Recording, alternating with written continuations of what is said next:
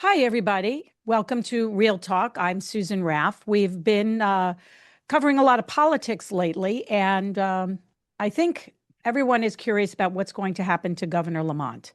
Governor Lamont has not said whether he's going to run or not again, but there's strong indication that he will. He said recently that he likes the job. His popularity isn't bad, and I think that a lot of people would like to see him run again. But something unique is happening right now, and that is that if he decides to run or not, we have a Democratic challenger, someone who is interested in being governor and is going to challenge Lamont whether he decides to run or not, which is kind of unusual. So, without further ado, I want to welcome Representative Josh Elliott, who announced recently that he wants to be the next governor of Connecticut. Good morning. Good morning, Susan. Thanks for having me. Yeah. You announced your candidacy recently, so you're official. It is somewhat unusual. I mean, if Governor Lamont decides to run again, usually Democrats kind of back away from that. hmm Why are you pursuing it? Well, I got elected 9 years ago in my fifth term as the deputy speaker and screening chair and caucus co-chair.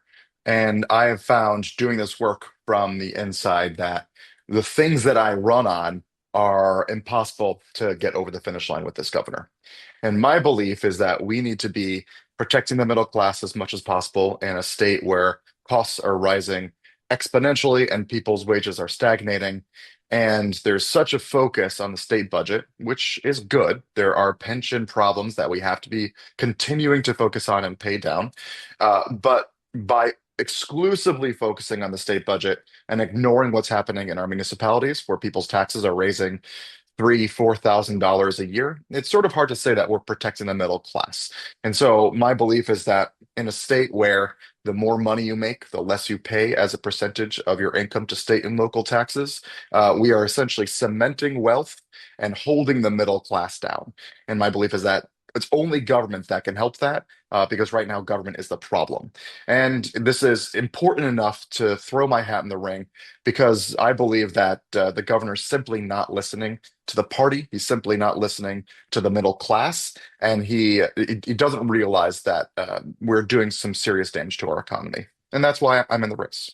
I think I asked you this recently, and I think it's important. Who would want to run now? I mean, it's a really tough time to run, especially now with what's coming out of Washington.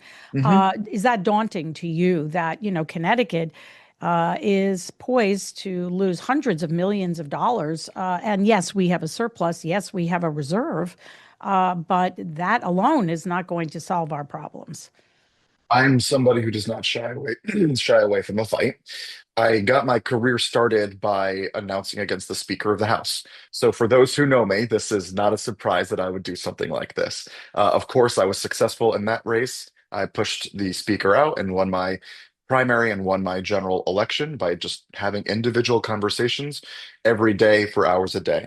And the way that that ties into your question about this being a difficult time, yes, it is a difficult time.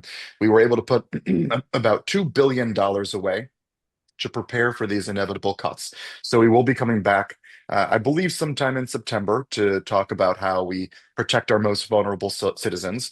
We made some corrections this year to Medicaid reimbursement, but as per the chair of the relevant committee, it was about 5% of what we needed to do. So we already aren't even close to protecting our most vulnerable. And now it's just going to get so much worse. So we prepared ourselves in a sense to do the bare minimum, but there are structural issues that we need to be addressing. And I think that this is an opportunity. I think that the people who got the biggest tax cuts are the ones who already have the easiest in Connecticut. And I think that if we can't take this as an opportunity to say, hey, are you willing to pay it forward? Are you willing to invest in the community that has invested in you and make sure that Connecticut is an affordable place to live for everybody? I think it's a wasted opportunity. It's a missed opportunity, and it's a hard conversation to have. Because on the one hand, the governor will paint this as Josh just wants to tax people. The things I'm talking about are asking people who make $1 million or more to chip in a little bit more. If we look to Massachusetts, just a few years ago, they did this. They asked the wealthy to pay about 4% more. They're funding their universal free school meals. They are funding their educators. And we're seeing here in Connecticut that we're firing educator after educator due to budget cuts.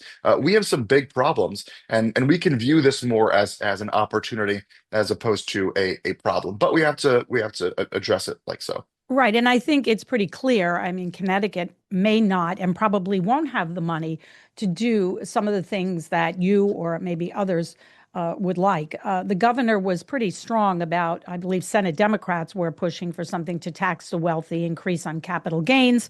He didn't want to do that. Something that Republicans applauded him for, Hmm. standing clear, because he is seen as someone who is fiscally conservative.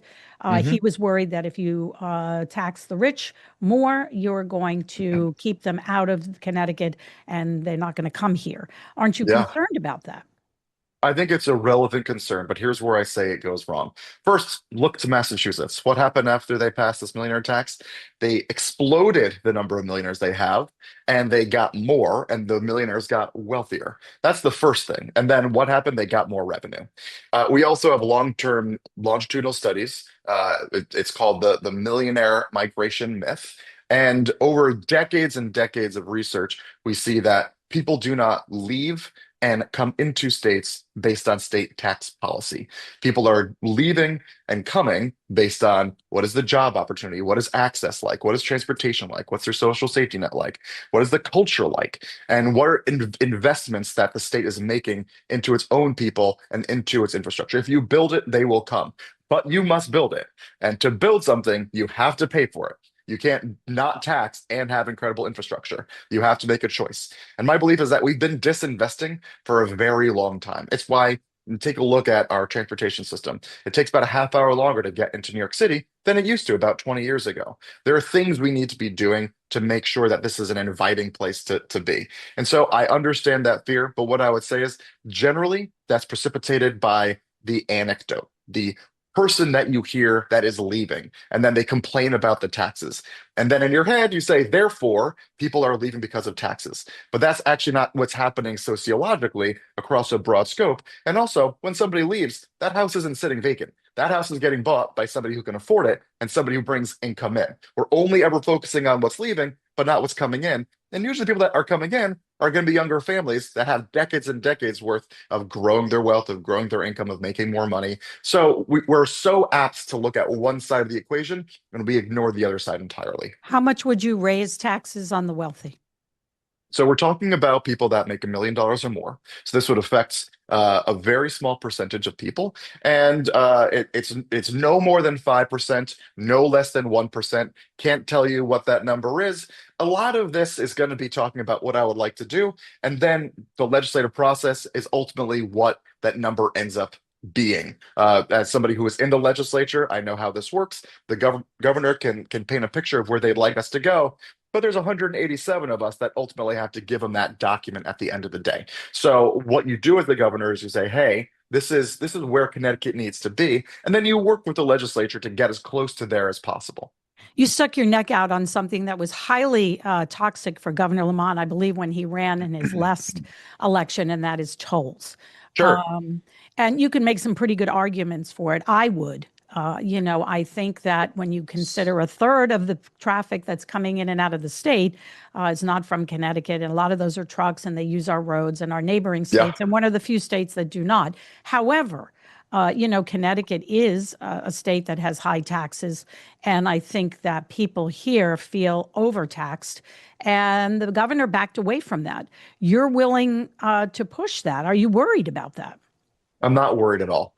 I think, again, a lot of what I do is push big fights. I was looking back at what I was fighting for 8 years ago, and about half the things to two-thirds of the things I've been pushing for have become law. And so when you're talking about new ideas, people are generally going to be cautious. They are worried about the ramifications. Now, when it came to tolls, this was something that there was a very vocal group of people that were fighting this day in, day out. And what I would say is that when the governor came in, he was talking originally about going on a debt diet. and not using one of the most powerful tools of the governorship, which is to say that you can control where bonding goes and doesn't go. And if you are in this position and you have a hot button topic, you can use this as a negotiation tool and say, okay, you there in the Valley, you there on the west coast of the state, east coast of the state, who are the most fearful about this new paradigm, what is it that I can give to you to ensure that you can go back to your constituents and say, listen, this was going to happen anyway. But here's what we got. Here's how I negotiated on behalf of you. So even though we'll be paying a little bit more, we got a $5 million bonding project for our school, or whatever the case may be. But the strongest element that the governor had, he took out, and he wasn't able to use that. Not only that, but if you look back to that negotiation, every week the governor's office was putting forward a new proposal about tolls and wasn't able to stay on message. Not only that, wasn't going around the state and selling it. If it was the number one important thing for him to do, you're going to town halls. You're having one-on-one conversations with representatives and senators. You're really pushing the strengths of this, and you're admitting to the downsides, the weaknesses, but you're also saying that they're not going to be as bad as people think I they will are. just say that I think it's a tough sell. I think that especially with the way people feel right now about taxes. However, it is sustainable revenue. It is money coming into the state constantly, and especially at a time when Washington funds are in jeopardy and may not Yes, come that federal funding. We have our own money to repair our own roads. But I think that's people right. are also worried that that money would be used for the general fund, for other things. So it's complicated. It's toxic. Good luck to you on that. Thank you. I appreciate it. And I think that there's ways to have these conversations where they aren't toxic, where you just listen to people's fears and you talk them through with people. Because what I find when you talk this issue through with people, they end up getting there, but you have to be patient. The other thing I wanted to talk to you when you came out with your announcement, and I don't want to focus too much on what's happening in New York, but it's interesting what's happening with the mayoral race there, Sure. right? I mean, you have Mamdani, who is a socialist who believes in a lot of socially progressive things, and there Hmm. are things that you like about that. Hmm. And I'm not sure New Yorkers are ready for that. There's a lot of concern. Set the record straight for Connecticut and our listeners today. What you believe in, and are you, a socialist? I am a capitalist. I am a Brandeis Democrat.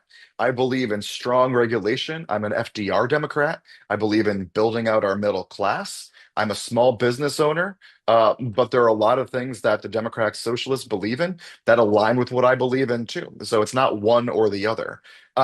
And what I would say is that the drumbeat for this campaign, the focus of this campaign, is going to be creating a fair tax structure so that you don't reach a certain point of wealth and that you are then untouchable and we're taxing you less than everybody else. And that's what we do in Connecticut. So that's my focus. Is that also a focus of DSA? Yes. Does DSA also focus on the Palestinian and Israeli conflict? Yes. Do I focus on that? No. So there are going to be some divisions there and some differences there. Are they more likely to support me than the governor? We'll see, maybe. But I'm not an anarchist. I'm not a socialist. I am just a Democrat who believes that we need to be pushing the party left. And we do that best by being involved and being part of the party. Because if we're all part of the party, then the party then moves to the left. And this was a big part of what I was talking about when I ran for Secretary of the State 3 years ago, when I was a person who was talking about 2 to 3 weeks of early voting, doing this based on what Colorado was doing, based on what Washington was doing, following states that can be national leaders. And people thought I was crazy. But now we have 2 weeks of early voting, and I was the only person who was talking about it. So I see myself as the member of this party that talks about where we're going to end up being and where we need to go and how we get there. And I'm not afraid to shy away from things that don't pull popularly yet, because I know that if you spend time to explain things to people, that they'll get to the right side of the argument.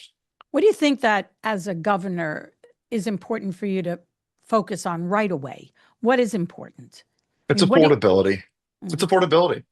And you have to just focus on that. It has to be affordability when it comes to energy, affordability when it comes to food, affordability when it comes to transportation, affordability when it comes to taxes, to housing.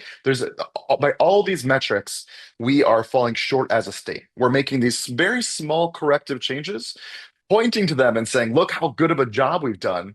But then the actual metrics that are happening in people's day-to-day lives mean that we're not even close to keeping pace to making Connecticut a fair state. And so I'm really focused on the middle class. I'm really focused on labor and protecting labor and making sure that people's wages are staying commensurate with inflation. There's a lot of things that we could be doing significantly better. And to me, paying lip service is just not enough. And is taxing the wealthy going to solve all of those problems? It's going to solve some of the problems. Obviously, there are so many problems and only so much that government can do. So there's no magic wand here. There's no silver bullet. And the fact is, you can't just take every single dollar that you've been putting away towards our pension obligations and put it into current investments. A big part of the problem is that we were making promises that we couldn't attend to and that we didn't put money away for 80 years. And now we're in a position where we're trying to solve that in a 30-year span.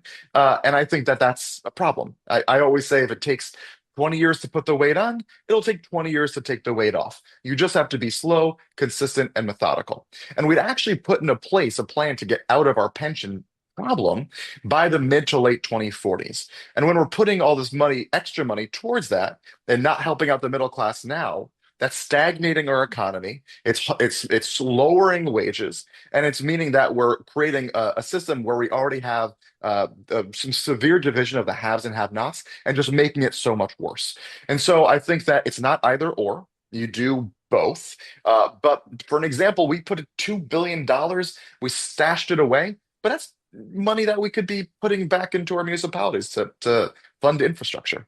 Right, but it's also money that it's a good thing that we have that. And I think the governor has made it very clear that, it's important. I mean, do we stop paying down our pension debt, which helps save millions and millions of dollars in interest over the years? So there's something to be said about having the money in the coffers and not spending it. That's absolutely true. And so we have 18% of our yearly budget in a rainy day fund that we've been building up over the last 15 years. And we've been doing this well before the governor got elected. And a lot of these protections we put into place well before the governor got elected. What the governor's been doing is just holding everything steady. But I would also go so far to say is that we're going when we implemented the volatility cap, there were revenues that we didn't expect to be consistent year over year revenue, and that wasn't truly volatile. And that's at least $750 million a year of non-volatile revenue we're not using to spur on the economy. And I think spurring on the economy is really important. That's important for small business owners. It's important for daily laborers. And that's something that we just really aren't doing in the way that we used to. And again, we can't have everything all at once. And I'm not some wide-eyed idealist that says that we can. But that additional $2 billion that we put away, that was after we had paid our actuarial payments for pension obligations plus some. This is plus the plus sum. So we've already filled our rainy day fund. We have one of the best rainy day funds in the US. We've already been stashing away money for our pensions. We're, fifth in the US, sixth in the US in terms of from the bottom. So I don't want to say we're one of the best. We still have ways to go for our pension obligations. We're no longer the worst, but we have a plan to get out of it. And forgetting that the investments that we make now increase our economy, expand our economy for the future. That's also what's ignored in the fact that yes, we are saving money on current bonding projects because our ratings are improving. All those things are good, but we are ignoring the flip side, which is that people in the middle class are suffering now by this. And I would also say again, who is helping to pay this down more than anybody else? The middle classes. The middle class is paying 20% or more of their income to state and local taxes, while that top 4,500 income earners in Connecticut, they're paying between 7 to 9%. And that to me is the issue, is that who are we asking to get us out of this hole? And we're predominantly asking the middle class to do it by paying property taxes that the state isn't reimbursing towns for. I see it more as a delicate balance. I mean, for years covering capital politics here in Connecticut, we kicked the can down the road. We didn't pay off our pension debt, and we've paid Oh yeah. dearly for that. But it's Yes. important to have that money and also use it as investments. I mean, Governor Yes. Lamont made Connecticut and the legislature a leader this year, you guys, by passing universal child care to a certain degree, right? 20,000 families will now be able to have free child care. Your waiver, you don't I mean, so the advocates have had come out and said this is a $1.5 billion a year issue. And we put $300 million away in endowment that doesn't start paying out for a few years. And to Right. keep that endowment going, you're taking a much smaller percentage of that. You're probably going to be having $20 million a year to go into this. And I'm not saying that we didn't help the neediest out there and the people that need the help the most. But what I'm saying is that, as usual, we're tackling the issue that is very broad in such a small way. And I'm not going to say it's not a win. I'm glad we did it, but we already had a fund that the legislature put out. And this was done last year, 2 years ago. And we were looking to have this be between 100 to $150 million of year over year payment, so that this was like baked into the budget. And this is going to be significantly smaller. And a win is a win, and we're happy that we did it. But it's not the big win that we really need to help people that are struggling. Right, but it gives families who earn up to $100,000 a year. So it's not just for low income, that's middle Hmm. class. Hmm. It helps them either stay in the workforce, and we're talking mainly about women, right? Because a lot of women Yes. don't make the same wages, so they have to quit their jobs when they get pregnant. Hmm. So I would tend to think that there are people who think that it is a win, but It's you feel that we need to do more. Or it's is it's that a win, but we need to do more because there's the other side of the equation too. It's who is providing this service. And largely also it's women. And there's nothing in this that actually helps increase those wages. And so we devalue consistently over and over the work that women are predominantly doing. And I think that that is a part of the issue too, is that we're subsidizing something that is already artificially cheap because we've, as a society, said it's not worth more than it ought to be worth. And that to me is another problem. you're a fairly young guy? How old are you? I turned 40 last year. I'll take Woohoo! fairly young. Yeah, yeah, yeah, yeah. I mean, You're I got some gray. I young. got I You have a got some lot. elderly bona fides. You have a lot of energy. What are you doing in your campaign? I mean, it is kind of strange. Governor Lamont has said we may know by the fall if he's going to run or not. It's always good to see new faces. I think in the race, I think there are a lot of people who would like to see some of the congressional delegation or those leaders step aside. They're running. Hmm. But you're willing to challenge the governor. So what are you doing? Campaigning about 10 hours a day. So this is a big fight for Line A to be the endorsed candidate in May of next year. And so what does that mean? It means 2,000 people from around the state that are very close to the beating heart of politics end up in one space to determine who the party wants to be their leader. And then obviously we have a full primary that comes months and months later after you go to the public to say, all right, now I'm going to sell myself to the public. So what does that mean? That means I'm talking to the 169 chairs of Democratic town committees across the state, the 2,000 plus delegates that went last time. Some of them will go again, some of them won't. It means I'm talking to all the labor leaders to get support from them, to get bandwidth, to get energy, to get attention. It means I'm talking to state central members, of which we have 72, two per each senatorial district, and getting a sense of what they are frustrated by, what they want to see. Talking to colleagues, to representatives and senators, and some of them are going to be vocal and public. Some of them are going to be quiet and talking to their DTC members, because ultimately it's my colleagues that know the kind of person that the governor is. Nice guy, but also pushes back on a lot of the things that we find important. So on the back end, you don't see the ways that conversations die. And on the front end, you're always looking up the wins that we got.